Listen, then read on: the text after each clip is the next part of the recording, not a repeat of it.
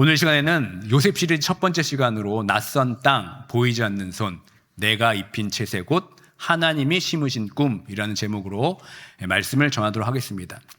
사랑하는 성도 여러분, 올해 우리 교회는 창립 60주년을 맞는 아주 뜻깊은 시간을 지나고 있습니다.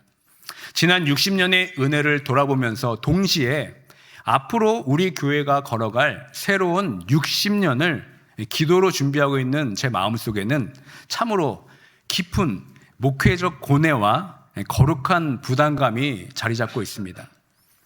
과연 우리 교회는 앞으로 어떻게 나아가야 하나? 어떤 방향으로 나아가야 하나님이 기뻐하실까? 이런 깊은 고뇌와 함께 기도로 계속해서 주님과 교제하고 있습니다. 이 절박한 질문의 중심에는 다름 아닌 우리 1세대 부모님들 그리고 2세대 자녀들이 있습니다.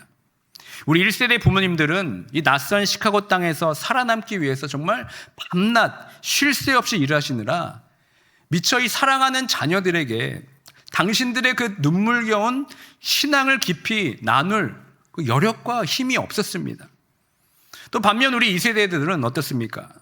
밖에서는 미국 사회의 높은 벽에 부딪히고 또 집에서는 한국식 문화에 부딪히며 나는 도대체 어느 곳에 속한 사람인가 하는 짙은 외로움 속에 방황하고 있습니다. 서로의 아픔을 지금 다 알지 못한 채 안타깝게 서성이는 두 세대 사이에 부모 세대의 이 절박했던 신앙의 유산들, 복음의 유산들이 과연 어떻게 흘러가야 되겠습니까?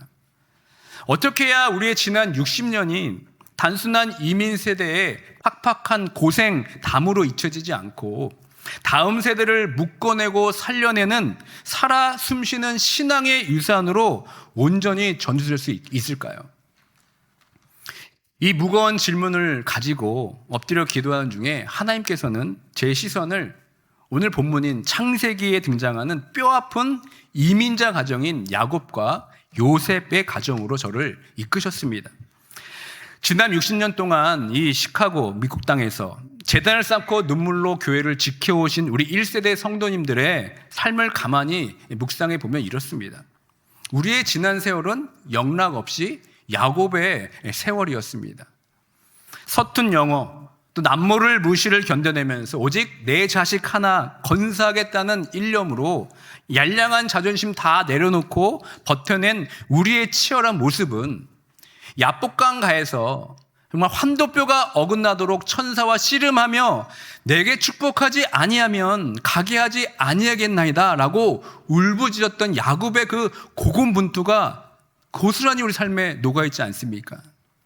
훗날 파란만장한 인생의 황혼기에 애굽의 바로왕 앞에서 선 야곱은 자신의 평생을 돌아보며 이렇게 처절하게 고백했습니다. 야곱이 바로에게 이르되 내 나그네 길의 세월이 130년이니이다. 내 나이가 얼마 못 되니 우리 조상의 나그네 길에 연조에 미치지 못하나 험악한 세월을 보내었나이다 하고, 성도 여러분, 험악한 세월을 보내었나이다. 이 야곱의 떨리는 고백이 바로 이 낯선 이민 땅에서 한평생 땀과 눈물을 쏟아내신 우리 부모님들 1세대들의 고백이 아니겠습니까? 참으로 우리는 야곱처럼 치열한 이 가정을 지켜왔고 하나님의 끈질긴 은혜로 말미암아 여기까지 우리를 붙들어 주신 것입니다. 그러나 성도 여러분, 60주년을 맞은 우리 교회가 계속해서 야곱의 삶, 즉 생존을 위한 씨름에만 머물러만 있어야 되겠습니까? 그럴 수는 없습니다. 하나님은 이제 우리 교회를 야복강의 씨름을 넘어서 더 크고 영광스러운 비전으로 우리를 빚어내고 계십니다. 이제 우리는 1세대의 눈물겨운 그 기도를 영적 유산으로 삼아서 그저 단순히 살아남는 것을 넘어서 세상을 향해 나아갔던 이 요셉의 삶으로 우리가 도약해야 되지 않겠습니까? 요셉은 비록 낯선 애굽 땅에서 어디에도 완전히 속하지 못하는 외로운 이방인으로 살아야 했습니다. 우리 자녀들이 겪는 그 뼈아픈 외로움을 요셉도 똑같이 겪었습니다. 그러나 하나님은 그의 찢겨진 상처를 사용하셔서 오히려 세상을 축복하고 죽어가는 생명들을 먹여 살리는 위대한 구원의 통로로 그를 삼아 주셨습니다. 이것이 바로 새롭게 시작될, 앞으로 우리 교회가 이어갈 다음 60년, 그리고 우리 자녀들이 걸어가야 할 영광스러운 사명이자 십자가의 길입니다. 그래서 우리는 오늘부터 9주 동안 우리 가정과 교회를 향한 하나님의 섭리를 확인하기 위해서 요셉의 삶을 살펴보면서 낯선 땅, 보이지 않는 손, 그 말씀 가운데 우리가 나아가려고 합니다. 그 위대한 여정을 시작하는 첫 시간인 오늘, 우리가 마주하는 요셉의 이야기는 어떻습니까? 요셉의 이야기의 첫 장면은 우리가 기대하고 있는 것처럼 은혜롭고 평화로운 모습으로 시작되지 않습니다. 오히려 우리의 치열한 현실처럼 매우 척박하고 아픕니다. 여러분, 야곱의 가정은 족장이라는 가문이었습니다. 그런데 이 처한 현실을 보면 족장이라는 그 가문의 이름에 걸맞지가 않습니다. 아주 처참하게 망가져 있습니다. 아내들 사이의 시기와 질투, 아버지의 지독한 편애, 그리고 급기야 동생을 죽일 만큼 미워했던 형들의 끔찍한 증오로 이 가정에 지금 갈기갈기 찢겨져 있습니다. 마치 우리가 살고 있는 이민사회와 너무 같습니다. 치열한 생존 경쟁 속에서 부부간의 대화가 단절되어 있고 부모와 자녀는 서로 문화와 가치관을 이해하지 못해서 겉돌고 있는 오늘날 우리 이민 가정의 깨어진 현실을 그대로 오늘 본문이 우리에게 보여주고 있습니다. 저 역시 가정에서 새 아이를 키우며 부모의 뜨거운 사랑과 헌신만으로 도무지 좁혀지지 않는 1세대와 2세대의 문화적, 언어적 간극을 저도 뼈저리게 경험하곤 합니다. 그런데 성도 여러분, 우리가 여기서 놓치지 말아야 아주 중요한 영적 사실이 있습니다. 야곱의 가정에 이 끔찍한 불화는 단순히 그냥 어느 한 가정의 문제로 끝날 일이 아니라는 겁니다.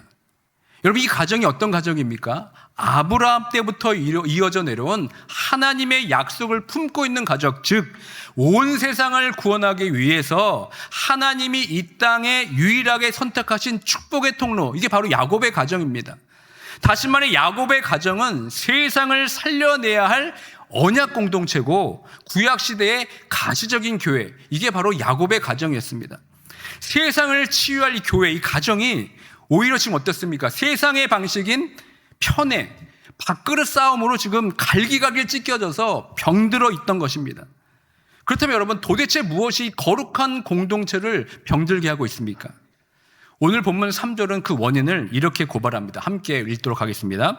요셉은 노년에 얻은 아들이므로 이스라엘이 여러 아들들보다 그를 더 사랑하여 그를 위하여 채색 옷을 지었더니, 여기 주목할 단어가 채색 옷이라는 단어입니다. 여러분, 야곱이 요셉에게 입은 이 채색 옷은 단순히 아버지가 돈이 많아서 사입힌 어떤 비싼 패션이나 사칭품이 결코 아닙니다. 히브리 언어로 이 채색 옷은 케토넷 화심이라고 합니다. 정확한 뜻은 손목과 발목까지 길게 덮어 내려온 긴 겉옷, 이게 바로 채색 옷입니다. 그러니까 들판에서 땀 흘리면서 양과 소를 쳐야 하는 험한 육체 노동에는 전혀 적합하지 않은 옷입니다. 그래서 고대 세계에서는 이 채색 옷은 왕족이나 가문의 우두머리만이 입을 수 있는 권위와 통치의 상징이었습니다. 야곱은 이 옷을 요셉에게 입힙니다. 그래서 그걸 통해 무엇을 알립니까? 형제들에게 그를 철저히 구별된 사람으로 만든 것입니다. 뙤약볕 아래에서 짧은 옷을 입고 흙먼지를 뒤집어 쓰면서 일하던 형제들은 멀리서 그 화려한 긴 옷을 펄럭거리며 다가오는 요셉을 볼 때마다 막 부하가 치미는 겁니다. 이 아버지의 지독한 편애 때문에 그들 마음은 막 갈기갈기 찢어지게 된 것입니다. 이 채색 옷은 이렇게 말하는 겁니다. 너희들은 일하는 종에 불과하지만 내 가문을 이을 진짜 장자는 요셉이다 라는 아버지의 노골적인 선언이 그 옷에 묻어져 있는 겁니다. 그리고 이것은 그 언약 공동체를 파괴하는 무서운 질투와 죽일 듯한 묘음이 싹트게 만든 요인이 됐습니다.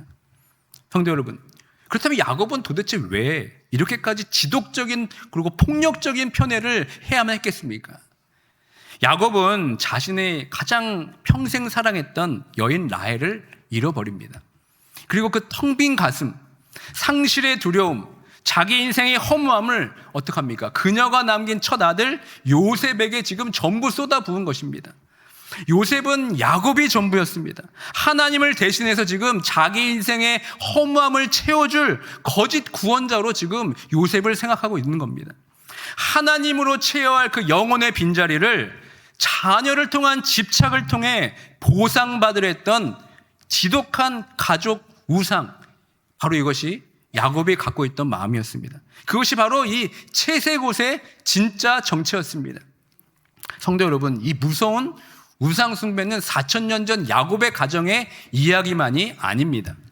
바로 오늘 이민사회를 살아가는 우리들의 뼈아픈 이야기이기도 합니다. 강단에서 말씀을 전하는 저 역시 예외가 아니죠. 새아이를 키우면서 아비로서 이런 가정 내의 역기능과 편애의 죄성에서 저도 결코 자유롭지 않음을 고백합니다. 우리는 부모로서 자녀를 공평하게 온전히 사랑하려기 위해서 뼈를 깎는 노력하지만 우리 안에 깊이 뿌리내려 있는 죄성이 우리를 그렇게 하지 못하도록 만듭니다. 필연적으로 우리의 사랑은 왜곡되고 찌그러질 수밖에 없습니다. 그러니까 내 안에 치유되지 않은 결핍과 이기심이 나도 모르는 사이에 자녀를 향한 사랑의 모양으로 둔갑해서 불공평하게 흘러가게 만드는 것, 이것이 바로 우리가 겪는 가정의 역기능입니다. 저희 집에 아들 둘과 딸이 하나 있습니다. 어느 날 두 아들 녀석이 진지하게 저에게 찾아왔습니다. 억울하다는 표정으로 제가 이렇게 묻습니다. 아빠, 왜 맨날 레아만 이뻐하세요? 왜 맨날 레아 편만 됩니까? 똑같이 잘못했는데 왜 우리만 혼내고 레아는 그냥 넘어가던가요? 그 말을 들은 저는 그 말이 그렇게 심각하게 들리지 않았습니다. 쟤네들이 뭐 압니까? 무뚝뚝한 아들 녀석들이 딸 가진 아비 마음을 어떻게 알겠습니까? 그저 멋쩍게 하면서 웃겨 넘어갔습니다. 제 나름대로 왜 그렇습니까? 다 새아이를 공평하게 사랑하고 있다고 생각했기 때문에 그렇습니다. 그저 그냥 딸바보의 자연스러운 반응이라고 생각할 뿐 스스로 이것을 가볍게 합리화시켰습니다. 그런데 오늘 말씀을 제가 묵상하면서 이 시츄에이션을 살펴보니까 제 마음이 철렁 내려앉았습니다. 아이들의 그 보지 않는 것처럼 하는 그 예민한 눈에는 아버지가 레아에게만 입혀준 보이지 않는 그 채색의 옷이 고스란히 그들에게는, 우리 아이들에게는 보였던 것입니다. 나는 그저 딸이 이뻐서 가볍게 하는 행동을 생각했지만 내가 깨닫지도 못한 사이에 흘러간 이 기울어진 사랑이 어느새 우리 아이들의 마음을 불편하게 한 것입니다. 우리 가정의 샬롬을 깨트리게 된 것입니다. 그러나 성도 여러분, 앞서 말씀드린 저의 이 부끄러운 편애가 이 연약함 때문에 나도 모르게 입혀버린 겉옷이라면 오늘날 정말 심각하게 우리 이민자들 가장 한복판에 가장 크고 화려하게 걸려있는 또 다른 채색옷이 있다는 것을 여러분 아십니까? 이것은 여러분 더 훨씬 치명적이고 무서운 것입니다. 그게 무엇입니까? 그 채색옷의 정체가 무엇입니까? 한번 생각해 보십시오. 낯선 미국 땅에 와서 마이너니티로 겪어야 했던 이 서름, 또 언어가 되지 않아 무시당했던 뼈아픈 차별, 세탁소에서 뷰티 서플라이에서 식당에 정말 짧은 소매를 걷어내고 밤낮 없이 일해서 벌었던 그 거친 노동의 한, 이것을 어떻게 합니까? 우리는 자녀를 통해 보상받으려고 하고 있지 않았습니까? 엄마 아빠가 이렇게 뼈 빠지게 고생하니까 너는 오직 공부만 해라. 너는 반드시 주류 대학에 가고 이 사회의 엘리트가 되어서 땀 흘리지 않는 긴 소매 옷을 입고 살아가라. 여러분, 우리는 이것을 자녀를 위한 헌신이라고 포장하지만 성경은 이것을 끔찍한 우상이라고 우리에게 말씀하고 있습니다. 자녀가 좋은 대학에 가고 번듯한 직장을 얻는 것만이 우리 가정의 유일한 구원이라고 믿는 기복적이적 우상, 이것이 우리 가정 안에 걸려있는 채색옷 아닙니까? 내 인생의 결핍을 자식을 통해 보상받고 자녀를 내 삶의 구원자로 만들어버리는 지독한 집착, 이게 바로 채색옷 아닙니까? 그렇다면 성도 여러분, 만약 자녀가 부모가 원하는 그 화려한 채색옷을 끝내 입어내지 못했을 때 우리 가정에는 어떤 일이 벌어집니까? 그 상처와 절망은 여러분 이루 말할 수가 없습니다. 내가 이 타국 땅에서 정말 뼈가 부서져라 너를 어떻게 키웠는데 왜 너는 저 집 아이들처럼 번듯하게 되지 못했니? 이 터져나오는 분노는 여러분 단순한 실망감이 아닙니다. 내가 구원자로 삼았던 우상이 내 기대에 부응하지 않았을 때 쏟아내는 잔인한 정죄인 것입니다. 자녀를 있는 그대로 사랑하는 것이 아니라 자녀의 성공을 통해 나의 영광을 구했던 영적 교만의 민낯이 드러나는 순간이 됩니다. 부모들은 내 이민 생활 전체가 마치 실패한 것 같이 느낍니다. 그래서 가슴을 칩니다. 또 자녀들은 어떻습니까? 부모의 거대한 기대를 채우지 못했다는 끔찍한 죄책감 속에 눌려서 스스로 마음의 문을 굳게 걸어 잠그고 마는 것입니다. 이 끔찍한 대화의 단절과 찢겨짐이 여러분, 근데 오늘만의 문제가 아니죠. 부모의 빗나간 우상 숭배가 이 야곱의 가정에 어떤 참혹한 결과를 가져온지 아십니까? 본문 4절입니다. 그의 형들이 아버지가 형들보다 그를 더 사랑함을 보고 그를 미워하여 그에게 편안하게 말할 수 없었더라. 여기 주목할 단어가 편안하게라는 단어입니다. 원문을 보면 이렇게 되어 있습니다. 샬롬을 말할 수 없었더라. 이렇게 기록됩니다. 하나님을 밀어낸 우상은 결코 우리 가정에 샬롬을 주지 못합니다. 가족의 성공을 구원자로 삼은 결과는 철저한 인간의 실패요, 비참한 샬롬의 파괴입니다. 우리가 자녀에게 억지로 입히려 했던 세상의 채색옷은 결코 생명을 살리지 못합니다. 내 가정을 구원해 줄 것이라 믿었던 그 헛된 우상이 도리어 우리를 평생 눈물로 지켜온 이 언약 공동체를 갈기갈기 찢을 뿐입니다. 그러나 성도 여러분, 복음의 위대한 반전은 언제나 인간의 가장 참담한 실패의 자리에서 피어납니다. 철저히 깨어지고 소통이 단절된 야곱의 가정, 죽일 듯한 미움과 증오로 샬롬이 완전히 파괴된 이 캄캄한 절망의 틈바구니로 마침내 보이지 않는 하나님의 손이 들어오게 됩니다. 놀랍게도 하나님은 이 찢겨진 가정에 더 화려한 세상을 옷에 입혀줘서 던져주시며 문제를 덮지 않으십니다. 대신 어떡합니까? 깨어진 샬롬의 그 척박한 땅에 한복판에 하늘의 꿈을 세워주십니다. 오늘 본문 5절의 선포를 보십시오. 이렇게 기록됩니다. 요셉이 꿈을 꾸고 자기 형들에게 말하며 그들이 그를 더욱 미워하였더라. 여기서 요셉이 꾼 꿈이 무슨 꿈입니까? 흔히 말하는 개인적인 야망이나 이 땅에서 잘 먹고 잘 살기를 갈망하는 아메리칸 드림이 아닙니다. 아직 성경책이 없던 족장 시대에는 이 꿈이 어떡합니까? 하나님께서 당신의 백성을 어떻게 구원하실지 친히 보여주시는 은혜의 청사지입니다. 그러니까 내가 억지로 입히려 했던 채색옷을 벗기시고 지금 하나님께서 친히 입혀주실 구속사의 계획을 지금 요셉의 꿈을 통해서 완전히 펼쳐내고 있는 겁니다. 그래서 그 은혜의 청산이 무엇입니까? 다 함께 우리 7절의 말씀을 보면 함께 읽도록 하겠습니다. 우리가 밭에서 곡식단을 묶더니 내 단은 일어서고 당신들의 단은 내 단을 둘러서서 절하더이다. 여러분, 여기서 우리가 주목할 단어가 밭에서 곡식단을 묶더니라는 것입니다. 한번 여러분 잘 생각해 보십시오. 야곱의 가문이 어떤 가문입니까? 대대로 양과 소를 치는 유목 가정입니다. 그들에게 익숙한 것은 가축이지 밭에서 땀 흘려 농사를 짓고 추수하는 곡식이 아니었습니다. 그들에게 이 밭의 곡식단 하나의 꿈은 마치 우리 1세대 부모님들이 완벽한 영어를 쓰는 2세대들 자녀들의 세계를 바라볼 때 느끼는 막막함처럼 전혀 이해할 수 없는 낯선 그림이었습니다. 도대체 평생 양떼만 치던 자들에게 하나님은 왜 이토록 낯선 추수하는 곡식단을 지금 보여주고 있습니까? 이 꿈은 여러분, 요셉이 장차 형들을 짓밟고 권력을 주게 되는 통쾌한 복수국의 꿈을 보여주는 게 아닙니다. 이 곡식단은 훗날 온 세상에 덮치게 될 7년의 대기근을 정확하게 가리키고 있습니다. 먹을 양식이 없어서 모두 굶어 죽게 될 위기 속에서 하나님은 요셉을 먼저 애굽으로 보내사 가정을 먹여 살릴 생명의 양식을 예비하시겠다는 뜻이었습니다. 즉 요셉의 단을 향해 형들이 절을 하는 것은 힘에 굴복하는 비참한 엎드림이 아닙니다. 그것은 훗날 생명의 떡을 얻어서 굶주린 언약 가문 전체가 살아남게 되는 영광스러운 구원의 엎드림을 보여주는 겁니다. 이것이 여러분 웨스트민스터 신앙 고백서가 고백하는 하나님의 섭리라는 것입니다. 인간은 빗나간 사랑으로 채색옷을 만듭니다. 형제는 그를 죽이려고 음모를 꾸미고 있지만 은혜의 주권자이신 하나님 어떻습니까? 그들의 끔찍한 죄악마저도, 음모마저도 어떻게 합니까? 선으로 바꾸신다는 것입니다. 이 언약 공동체를 구원할 역사를 새롭게 지금 창조하고 계신다는 것입니다. 이것이 바로 하나님의 섭리입니다. 여러분, 이 섭리를 생각해 보십시오. 우리는 이민 생활의 고단함 속에서 자주 절망하게 됩니다. 내 가정이 지금 너무 망가진 것 같고, 자녀의 관계는 회복듯 불구는 것 같고, 내 삶이 너무 초라해 보일 때가 있습니다. 그런데 여러분, 이 말씀을 기억하십시오.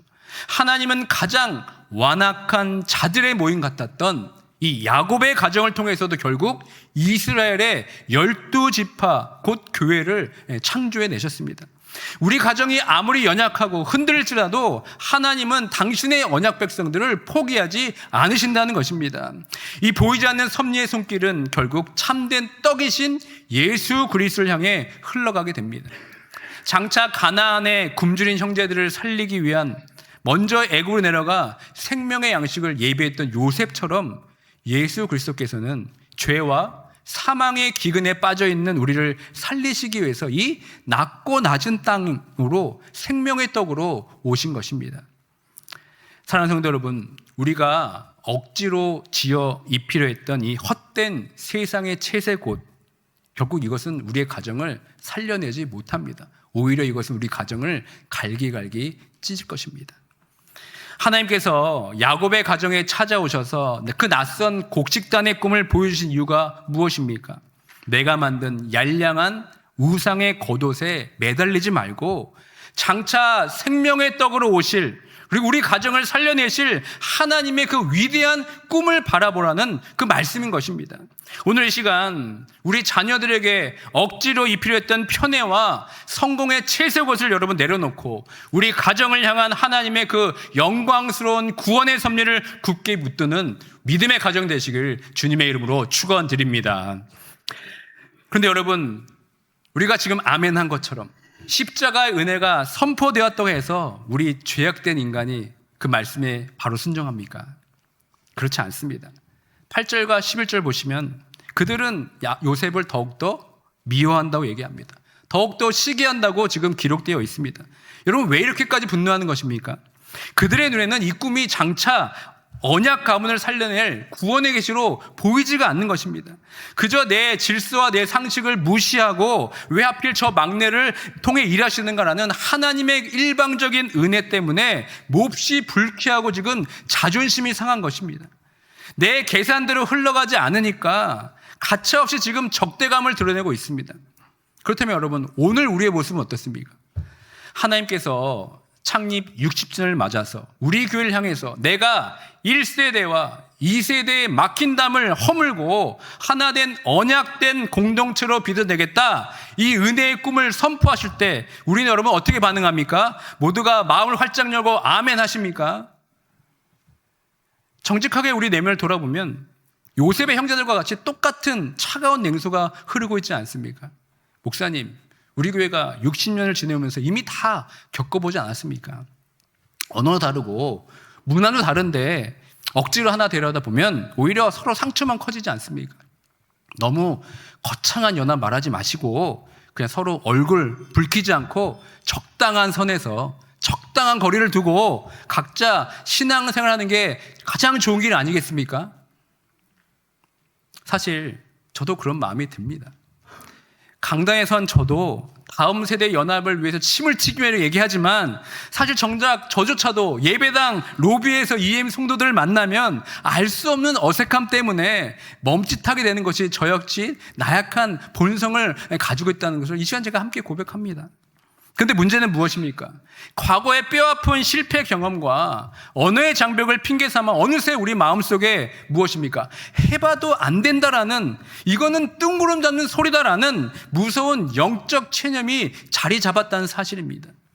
내 얄팍한 상식과 경험의 한계에 갇혀서 찢어진 우리를 다시 하나로 묶어내시겠다는 그 하나님의 그 끝인 섭리마저 밀어내는 지독한 영적 교만이 우리 안에 깊게 뿌리 내리고 있다는 것입니다. 심지어 오늘 본문 10절의 말씀을 보십시오. 형들뿐만 아니라 이 가정의 영적인 아비인 야곱도 어떻게 반응합니까? 이렇게 말합니다. 네가 꾼 꿈이 무엇이냐?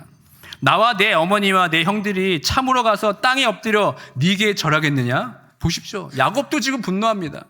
네 상식에 맞지 않다 지금. 말도 안 되는 소리 하지 말하면서 하나님이 주신 은혜의 방식을 철저히 비웃고 거부해버린 참담한 인간의 실패를 보여주고 있습니다. 근데 여러분, 바로 이 철저한 거부와 절망 끝에서 11절에 위대한 반전이 이렇게 등장합니다. 함께 읽도록 하겠습니다. 그의 형들은 시기하되 그의 아버지는 그 말을 간직해 두었더라. 여기서 주목해야 될 게 무엇입니까? 그 말을 간직해 두었다라는 겁니다. 그럼 놀랍지 않습니까? 방금 전까지 자기 상식에 맞지 않는다며 불같이 화를 낸 야곱입니다. 그런데 그가 갑자기 입을 다물고 이렇게 말하는 겁니다. 낯선 그 요셉의 꿈을 가슴에 품고 어떻게 합니까? 그 말을 간직해 두었더라. 이렇게 고백하고 있는 겁니다. 여러분, 어떻게 이렇게 될 수 있겠습니까? 야복강에서부터 그를 포기하지 않고 끌고 오셨던 성령의 강력한 은혜가 지금 이 어리석은 야곱의 마음을 압도하여 덮여버리신 것입니다. 비록 현실은 척박하고 내 이성으로는 도무지 이해할 수 없을지라도 주권적인 하나님의 손길이 야곱을 끝내 붙드사 그 구원의 약속을 말을 마음속에 간직하도록 역사하신 것입니다. 사랑하는 성도 여러분, 당장 언어가 다르고 생각이 너무나 다른 우리 EM 자녀들 볼 때마다 두려울 수가 있습니다. 또 내 삶을 옥죄고 있는 위기 앞에서 이 하나님의 섭리는 약간 공허한 소리처럼 들릴 수도 있겠습니다. 그러나 오늘 어리석은 야곱의 마음을 붙드셨던 그 동일한 성령께서 창립 60전을 맞는 이 우리 교회를, 그리고 여러모로 어려운 가운데 찢겨진 가정을 품고 있는 우리들의 마음 가운데 지금도 여전히 강력하게 역사하고 계심을 우리는 믿습니다. 우리는 실패와 냉소마저도 뚫고 있는 기업과 생명을 살려내고 마시는 그 십자가 꿈을 야곱처럼 가슴 깊이 간직하시길 바랍니다. 그래서 새로운 60년의 은혜를 향해 믿음으로 걸어나가는 결단이 바로 오늘 우리 이 아침에 우리가 결단해야 될 중요한 고백인 줄 믿습니다. 성도 여러분, 야곱이 마음에 간직했던 이 은혜의 꿈은 과연 어떻게 현실이 됩니까? 놀랍게도 내가 그토록 의지하던 세속의 이 채색옷이 갈기갈기 찢겨질 때 비로소 완성된다는 것입니다. 앞으로 우리가 말씀을 통해 계속 확인하겠지만 며칠 뒤 아버지 야곱이 입혀주었던 그 화려한 채색옷은 형제들의 손에 의해 무참히 찢겨지게 됩니다. 그리고 피해 젖게 됩니다. 그러나 여러분, 이것은 단순한 한 가정의 비극이 아닙니다. 이 벗겨진 채색옷은 훗날 골고다 언덕에서 완벽하게 성취될 그 구속사의 웅장한 그림자로 우리에게 비춰지는 것입니다. 창세전부터 성부 하나님의 무한한 사랑과 영광의 채색옷을 입고 계셨던 참된 아들 예수 그리스도를 한번 여러분 기억하면서 바라보십시오. 그분은 우리를 구원하시기 위해서 이 땅에 오셨습니다. 그런데 형제된, 가족된 우리들에게 배척을 당하십니다. 그리고 십자가 위에서 자신이 입고 있던 영광의 옷을 다 발가벗긴 채 온갖 수치와 조롱을 당하셨습니다. 왜 예수님께서 그 참혹한 부끄러움을 당하셔야만 됐습니까? 편애와 미움으로 서로를 찌르고 썩어 없어질 세상의 성공이라는 그 우상을 쫓노라 발가벗고 있던 우리의 영적인 수치심을 덮어주시기 위해서 본인이 스스로 옷이 찢겨진 것입니다. 십자가에 그리신 그 보혈로 오늘 우리에게 그리스도의 의라는 영원히 찢겨지지 않는 은혜의 채색옷을 입혀주시기 위해서 그는 스스로 십자가에 오르신 것입니다. 사랑하는 성도 여러분, 창립 60주년을 맞이하는 우리 교회의 유일한 소망은 어디에 있습니까? 오직 예수 그리스도의 그 십자가 은혜밖에 없습니다. 이제 그 십자가 앞에서 1세대 이 부모가 평생 눈물로 헌신하며 지었던 희생의 옷도, 또 2세대의 자녀들이 입으려 하는 세상의 성공이라는 옷도 더 이상 자랑거리나 세상 도구가 되어서는 안 됩니다. 자녀를 내 뜻대로 통제하고 바꾸려 했던 모든 시도, 내 상식과 경험의 한계를 이제 여러분 십자가 앞에 다 내려놓으시길 바랍니다. 오직 우리를 먼저 찾아와 덮어주신 성령의 은혜만이 우리 공동체를 참된 화해로 이끌어줄 줄 믿습니다. 바로 이 십자가 화해를 우리 삶의 현실로 만들기 위해서 우리가 다음 주에 드디어 1세대와 2세대 KM2M이 연합하는 수련회를 떠나게 됩니다. 이 수련회의 목적은 여러분 어떠한 거창한 프로그램이나 무거운 종교적 훈련에 있지 않습니다. 오직 그리스도의 십자가 안에서 우리가 한 몸, 원 바디임을 확인하는 소박하고 진실된 시간입니다. 여러분 거기 가서 대단한 것을 하지 않아도 괜찮습니다. 그저 서로 영어 이름, 한국 이름 다정하게 서로 불러주면서 서툰 영어를 할지라도 서로의 아픔과 기도 제목을 나누면서 함께 손잡고 기도할 때 성령께서 우리를 참된 하나로 묶어주시게 되실 줄 믿습니다. 물론 여러분 삶의 여러 가지 피치 못할 사정으로 수련회 함께하지 못하고 일터와 일상에 계시는 분들도 분명히 있습니다. 그런데 기억하십시오. 우리는 십자가 안에서 이미 한 몸을 이룬 한 원 바디임을 기억하시길 바랍니다. 은혜는 여러분 수련회라는 특정한 장소에 갇혀 있지 않습니다. 가시는 분들은 현장에서 연합의 은혜를 누리시고 일터와 일상에 남는 분들은 그 자리에서 하나님이 우리 가정과 교회를 하나 되게 하실 그 위대한 꿈을 마음에 품고 함께 기도로 동역해 주시길 바랍니다. 수련회 현장에 있든 시카고의 일상생활 가운데 있든 성령께서는 이 시간 동안 우리 모두를 동일한 은혜의 장중으로 덮어주시고 기어코 하나의 공동체로 빚어주게 될 줄 믿습니다. 다시 한번 오늘 말씀을 통해 인간의 철저한 실패를 넘어서 끝내 언약을 성취하고 마시는 그 보이지 않는 하나님의 섭리를 굳게 붙드시는 모두가 되길 주님의 이름으로 축원드립니다. 그래서 십자가 복음 안에서 우리 안에 모든 상처가 치유되고 내가 입히렸던 세상의 채소국이 벗겨진 그 자리에 하나님이 심으신 거룩한 하늘의 꿈이 아름답게 피어나길 소망합니다. 그래서 창립 60주년을 맞이한 우리 교회가 회복된 가정으로 그리고 하나된 세대를 통해서 이 척박하고 깨어진 세상을 십자가 생명을 살려내는 하나님의 복된 그 축복의 통로가 되기를 주 예수 그리스도 이름으로 간절히 축원드립니다.